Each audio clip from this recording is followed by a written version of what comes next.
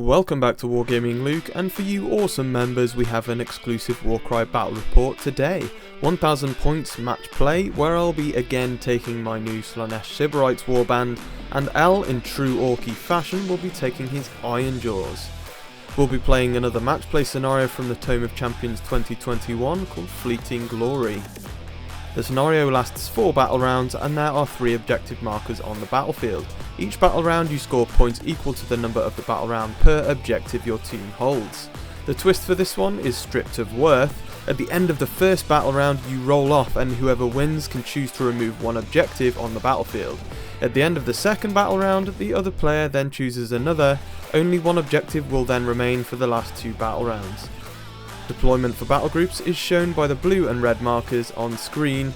L won priority for Ironjawz and so dropped first. Alright then, so here we go. A bit of a different take on the Slaanesh for the second game here today for me. Thought I'd mix it up a bit. The 4 archers I think are always pretty much going to be there for my lists. Just because they give you the foot soldiers. You need some smaller people, minions if you like, in your lists with Warcry. Any skirmish game really. Just to grab those objectives. I think it rounds me up to a nice 8 models in total as well, which is 1 more than the Ironjawz for this game.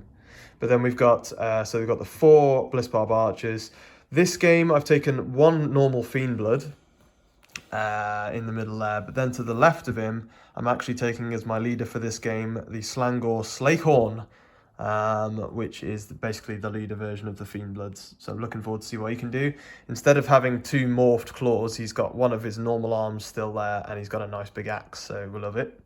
And instead of the Twin Souls this game, I'm bringing the other version of them, which is the Murmurish Painbringers, Murmurdash Painbringers, which I'm almost certain was some sort of a name for some fighters in Troy. So I don't know where that's come from, but it does sound very Greek. So the Painbringers, they're kind of just 1 range damage, heavy damage dealers, which I thought would be better to bring against the Ironjawz for this one. So yeah, that'll be my list for this game. Let's go over and check out the Ironjawz. So then the Ironjawz over on your side, Al. Do you want to start with the leader at the front? Yeah, for my leader I'm taking a brute boss with boss chopper. Always a pretty good decision, I think, to be fair, isn't it? Yeah. It's a really great model. I love that model. I've got 4 Hard Boys with Hard Boy choppers. Yep. And 1 Hard Boy with a big chopper. Okay. And then a the big boy. Oric Gore Grunter with pig iron chopper. Loving it. He's gonna be hard to deal with as always. But that's it for the Ironjawz. So we're all ready to go with the battle groups. We chose them. We've deployed. All ready to go for battle round 1 and initiative roll off. So for myself, for the Slaanesh, my shield had quite a lot in it. I had 8 models, so I'm able to do 4 in the shield, which is quite tasty. You've got the 2 Fiendbloods, but the one's the Slakehorn leader, and you've got 2 archers there looking to fire up on the slow down the big boar a bit and just hold this down this round. In my dagger coming on battle round 2, I got a Painbringer and an archer. On that side is the same. I duplicated it for the hammer, but they actually came on this round. Then for Al, you've got your big boar rider on that side. In your shield, you've got a lot of the bulk really there. Your leader, yeah? Yeah, I've got my my brute boss and 2 Hard Boys with choppers. And then in that one across there to come on in battle round 2. 3 Hard Boys, one's got the big dual axe there, hasn't he? Yeah, the dual chopper. Nice, this is going to be a brutal battle because it's going to thin down to 1 objective left in the last 2 battle rounds. So we'll wait and see how that goes. I'm scared of this guy. I'm always scared of this guy. And your leader, he's a tank as well. But we'll go into an initiative roll-off, I think. For the Slaanesh then, it's going to be a 2-2, 1-1 and 2 singles. That's all right, actually, for the first battle round. Gives my Fiendbloods a bit of charge if they need it. Over to the Ironjawz, who are getting a 2-2, 2-2, 1-1 and a single. But Ironjawz and Orcs generally do want more for Warring, really. So on the value, as opposed to the more dice, I suppose. So interesting. But I have initiative currently, so I'll choose my wild dice first, followed by the Ironjawz. So wild dice, I had to choose first. I banked mine. I didn't really see the point in a triple that lower value, and another double's no real use to me this round. I'd rather bank it. Al, you've gone for a double, and you've got a triple, and oh, you got two doubles. Two doubles and a triple, so you got plenty you can do this round. Over to, though, my initiative first, I believe, for the Slaanesh.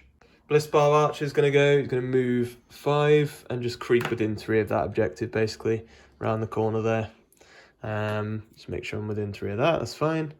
And then he'll just shoot up this hard boy down here.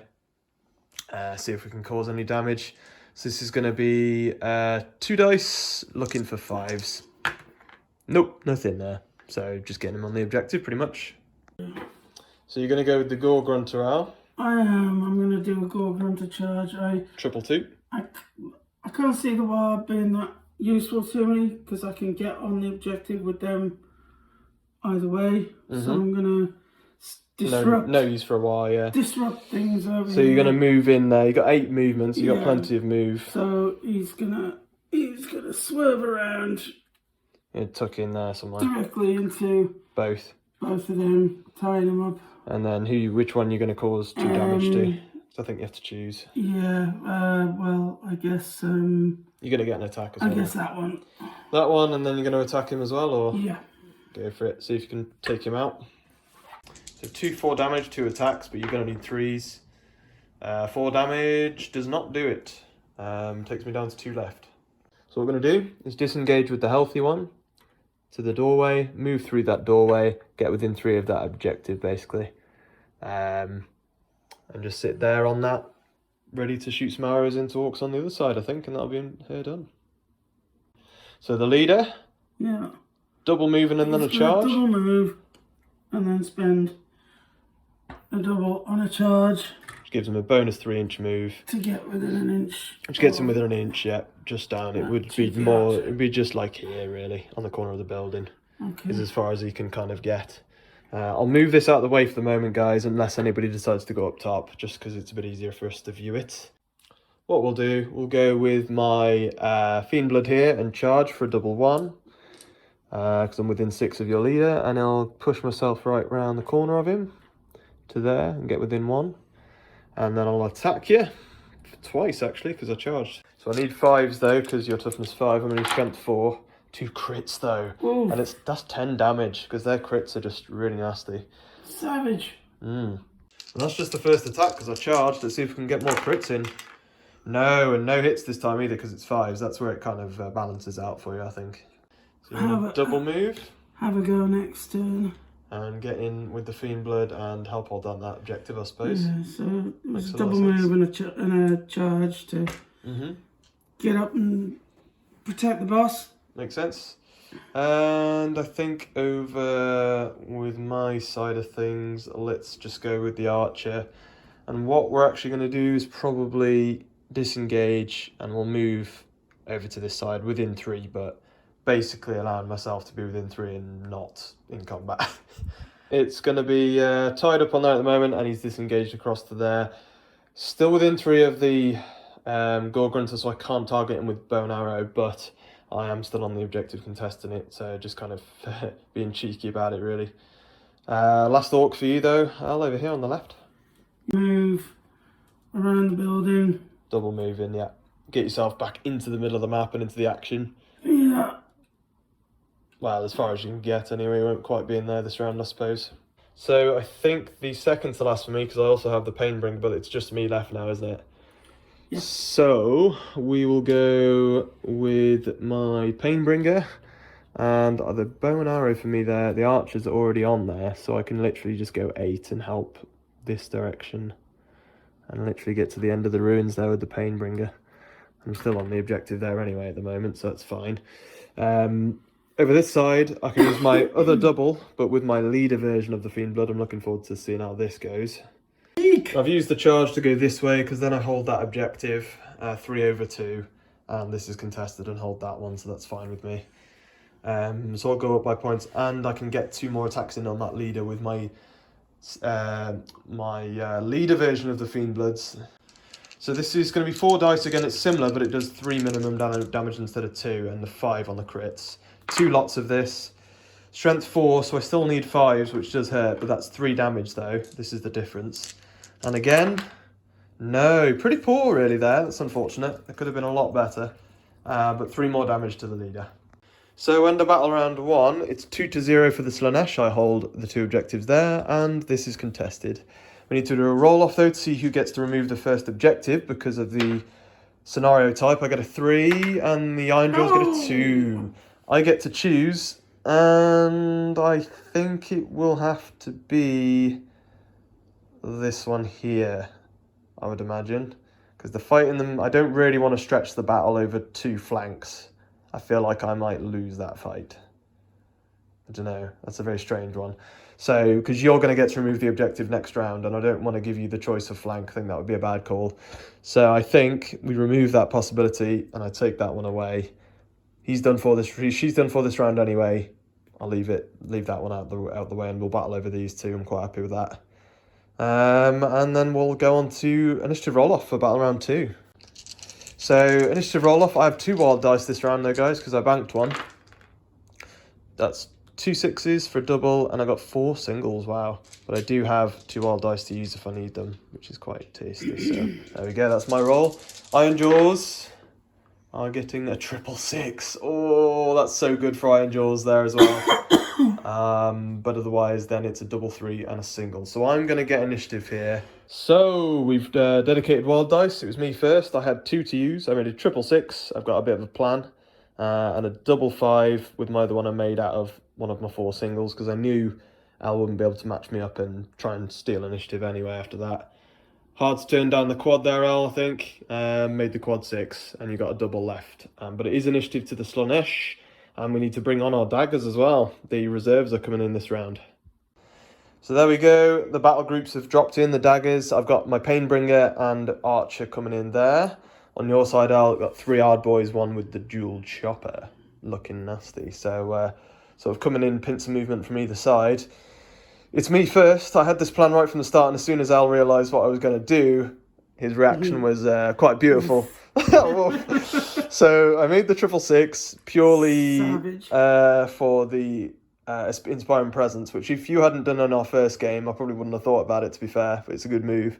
So my Fiendblood leader here is going to attack your leader twice and then use Inspiring Presence. Onslaught with my other Fiendblood, and he'll attack twice into whoever needs to be attacked with Onslaught.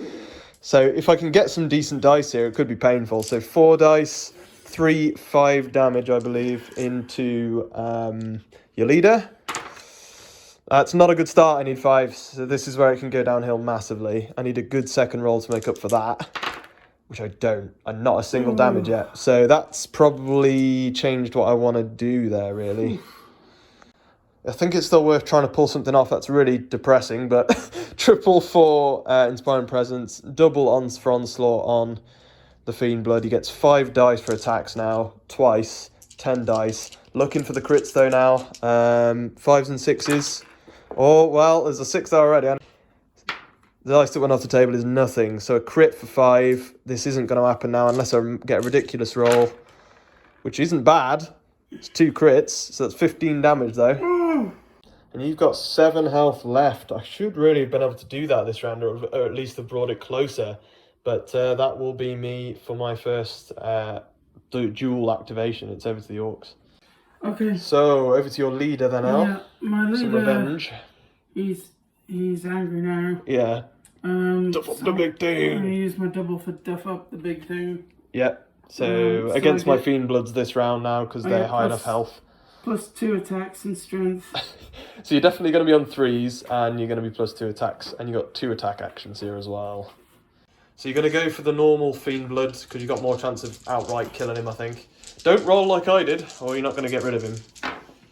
That's a pretty good start there. No, because you only need 3s, I needed 5s. That's the difference, to be fair, I suppose. So you do get a good... I think that's 12 damage outright already. Yeah, 4 times 3, yeah. So you only need to cause 8 with this second roll. You still got 5 attacks. Oh, duff up the big thing, man. Oh! He may have just lived. So what we're going to do, we're going to disengage this archer to basically just block your Gore Grunter from moving through that gap. And defend my Fiend Bloods a bit more. Disengage, shoot your leader, see if we can do any more damage. Come on, 2 crits. 1 hit though, 1 damage. He's 6 health left now. Slowly picking him off. So you're going to go with this Ard boy with the flag. So he gets 4 attacks because he's got dual choppers. And you only need 4s. You need 2 4-ups or a crit here. The boss. And you get a crit, so you just about do it. So kills the Fiend Blood. He only had 2 health left. Down she goes. And you have an action left. You're going to make moves.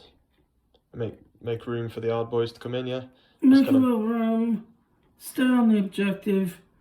And get ready for those to come in. Yeah, defend my wounded leader from those guys coming in on that side. Nope, makes sense. Okay, that'll be him done because that's 2 actions. So it's over to me. So my archer here is going to come across, literally just peek her head around the corner. And she's quite hurt, so she's happy sitting there in some cover and just shoot your leader. 2 dice, looking for 5-ups. Nope. Oh wow, look at that, snake eyes.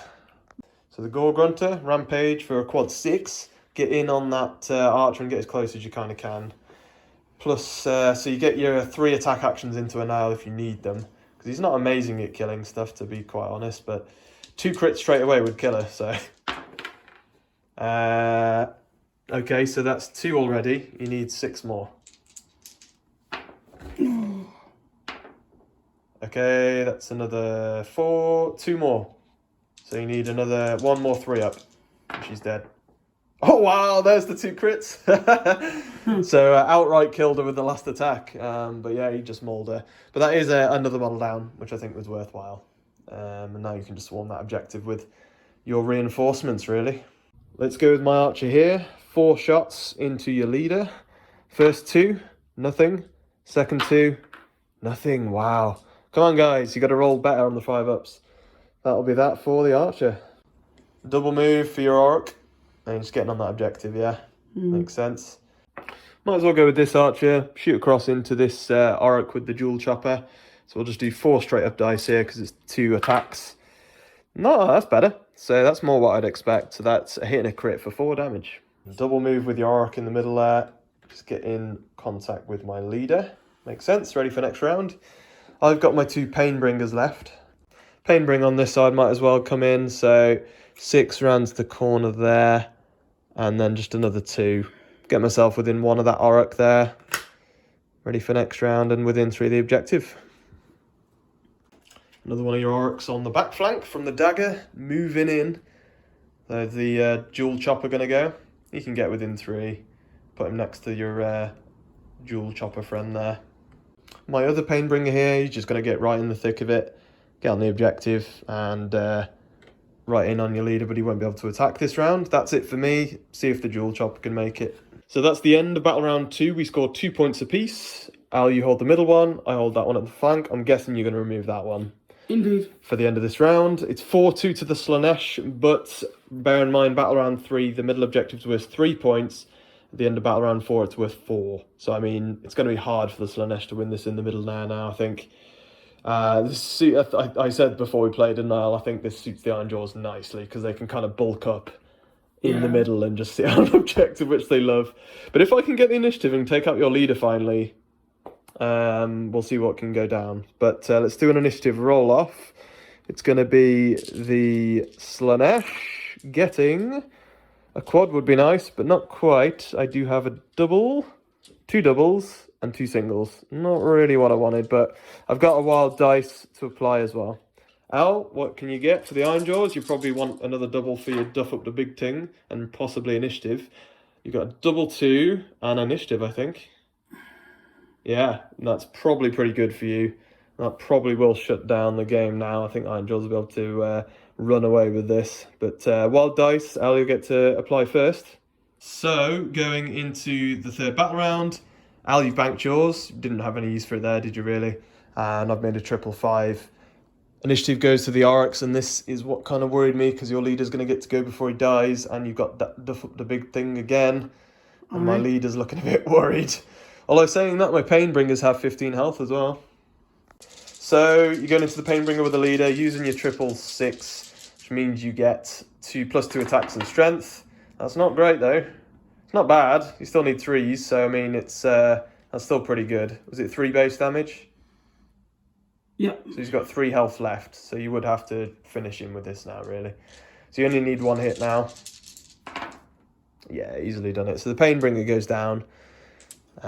Could have gone for my leader, but an example there, the leader would have lived. So, I mean, you took out a model. And it's big at this point because you've already outnumbering me anyway. So, yeah, we'll see where I go And he had now. much higher toughness, so that the strength buff helped. So what I'm going to do, I'm going to go with my leader. He's going to attack into the injured dual chopper. And I'm needing 4s here, I believe, because I'm still only strength 4, but it's 3-5 damage. Only 6, though. 2 4-ups would do it here. You've only got 5 health left. And I do it. Nice, perfect. So he goes down, and I'll use my double 3 to violence and excess with my leader, which is the leader ability, generic leader ability for Slaanesh, where I get to make a bonus move or attack, so I will bonus attack. Sounds good to me. So we'll go for this Orc here. Dual chopper, and it did nothing. Ouch, that hurts, man. So attack with this odd boy into my leader, see what you can do, the Slangor. So 4's needed, strength 4.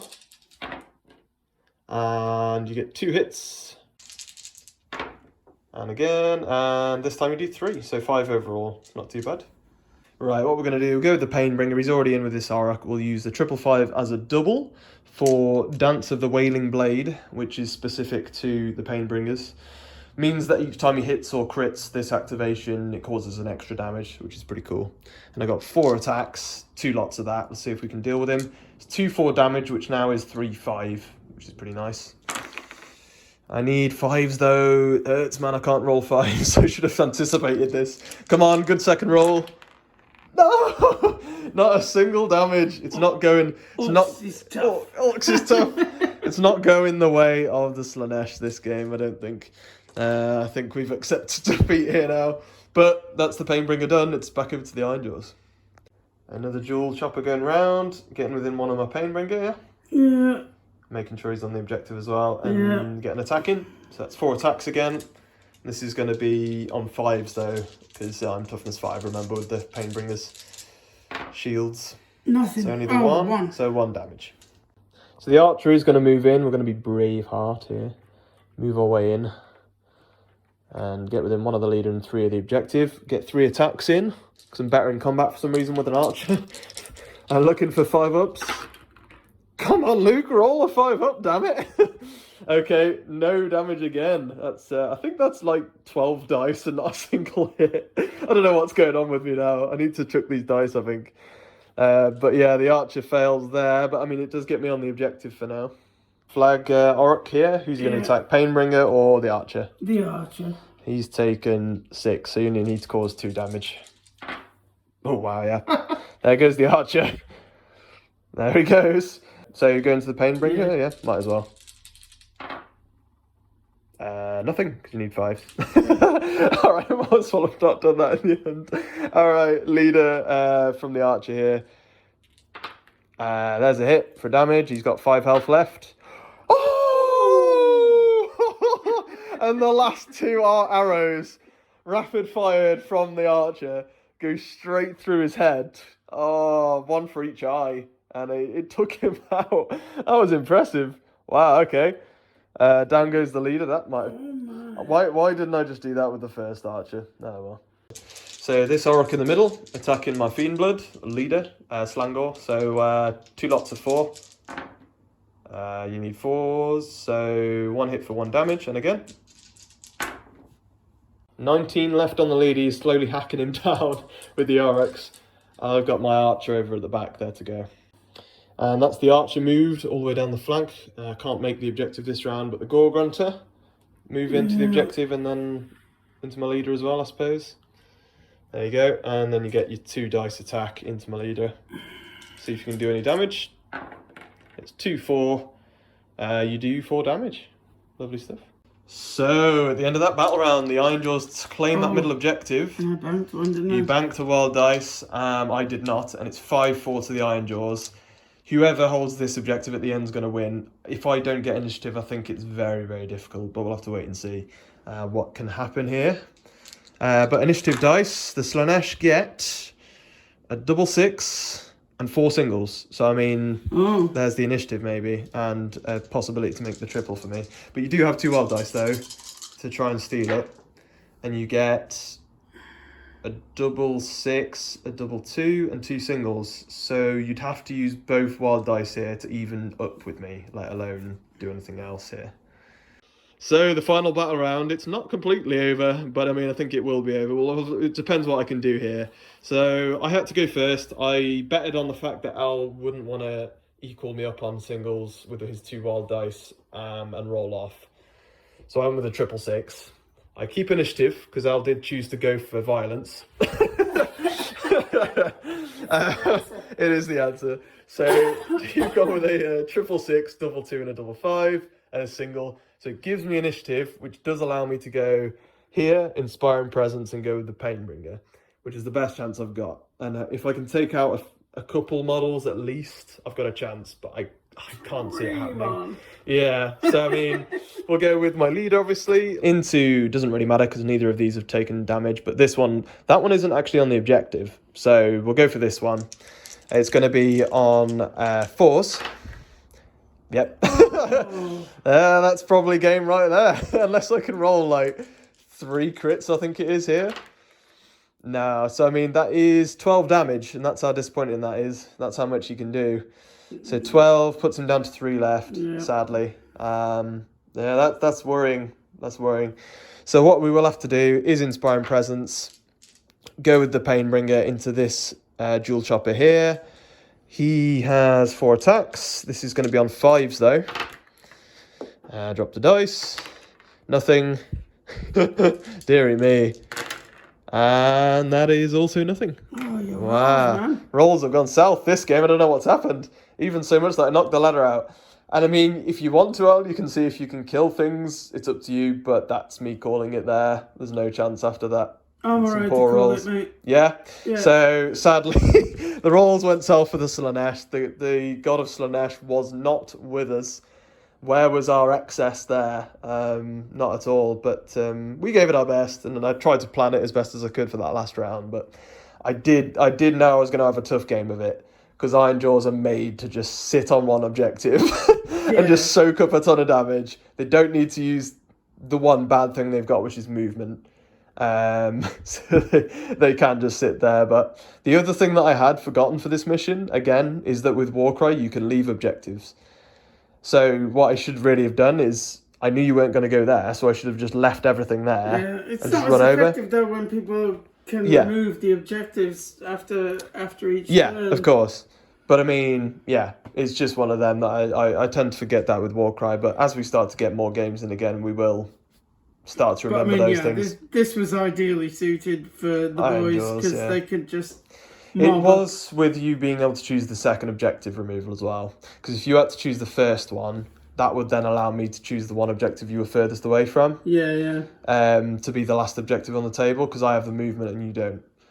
But I don't know. It was an interesting one, and I still really enjoyed that one. I wouldn't say it went right down to the end. I still had a chance. But it was tight enough to make it really fun and interesting, so I enjoyed that one. And I always like to give the Ironjawz a run for their money, and taking out that leader is never an easy feat. He's an absolute tank. With that duff up the big thing is always really strong. And I must say, this leader's pretty tank himself. He didn't get the rolls there, but when he does, he's 3/6 damage, is nothing to cry about, and he can get a charge in whenever he wants to, He's pretty tanky. I like him a lot. But yeah, other than that, anything on the Ironjawz, I'll just enjoyed using them again. Yeah, it's been especially a while when since it's a mission that you can, enjoy them on. No, fun game. Yep. I'll have to see him come back again, hopefully, with a similar mission. We'll have to wait and see. But we're still playing. I think we've got 2 more missions left from the match play missions for the new Toma Champions, so do keep an eye out for that, guys. But otherwise, until next time, from me and Al, as always, happy wargaming.